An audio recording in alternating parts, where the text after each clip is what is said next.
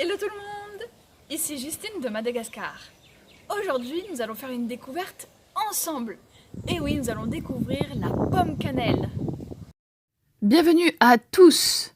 Avant de commencer la vidéo, nous vous invitons, si ce n'est pas déjà fait, à vous abonner à notre chaîne.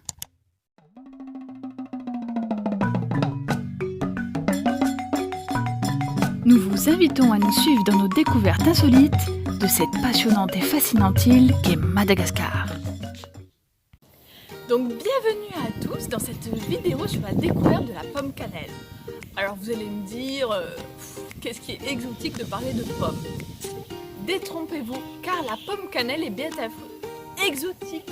Vous en avez un derrière moi. On avait même deux.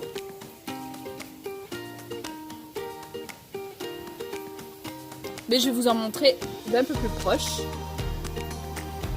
Mais commençons tout d'abord par le commencement, la présentation. Alors, il faut savoir déjà, je tiens à le préciser, que l'arbre, donc qui s'appelle l'âtier, l'arbre qui produit les pommes cannelle, n'est pas du tout endémique à Madagascar, n'est ni originaire de Madagascar, il est plutôt originaire d'Amérique tropicale, mais c'est juste que je l'ai découvert à Madagascar, c'est pour ça que j'avais envie de vous le présenter. Il est bien de noter également qu'en Amérique, ils réutilisent toutes les parties de l'arbre.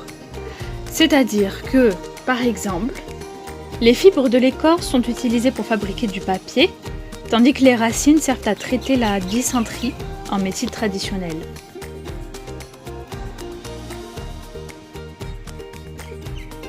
Aussi bien les feuilles que les graines sont un insecticide naturel.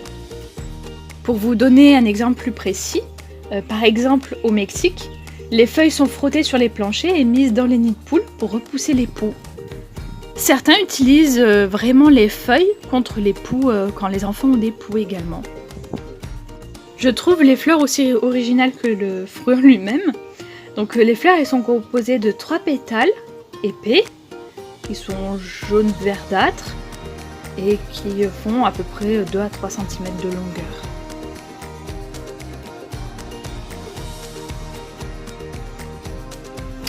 La pomme cannelle contient une molécule, alors si je ne me trompe pas c'est l'acétogénine, qui pourrait être servie dans le traitement des cancers, puisqu'en fait cette cellule inhiberait les mécanismes respiratoires des cellules cancéreuses et donc bloquerait leur développement.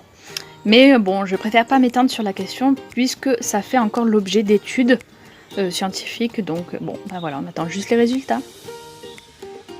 L'allure du fruit pomme cannelle ne ressemble à aucun autre fruit. Certains disent qu'il ressemble légèrement au corosol, donc il appelle le corosol écailleux. Moi personnellement, je trouve que ça ressemble plus à une grosse framboise verte. On remarque qu'il est bosselé, composé de multiples segments qui sont soudés entre eux, et il commence à se séparer peu à peu lorsque le fruit mûrit.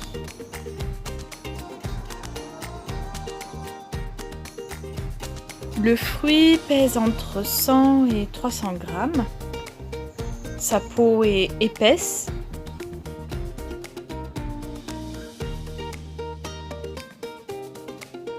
Et elle protège une chair crémeuse qui entoure de grosses graines.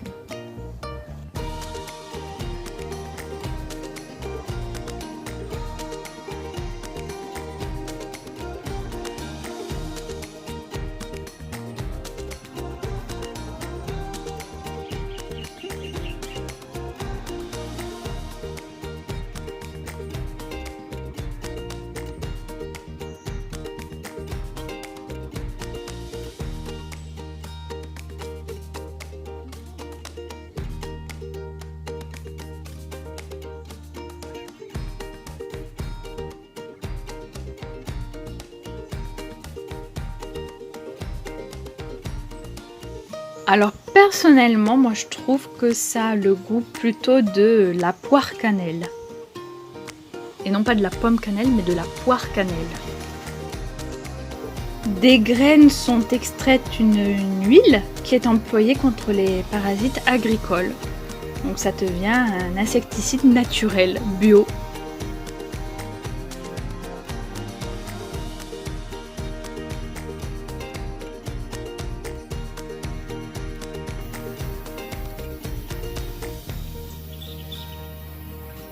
a un mur.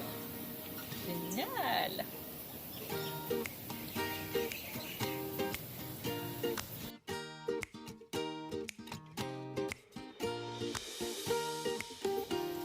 Du coup, nous avons le dessert de ce soir.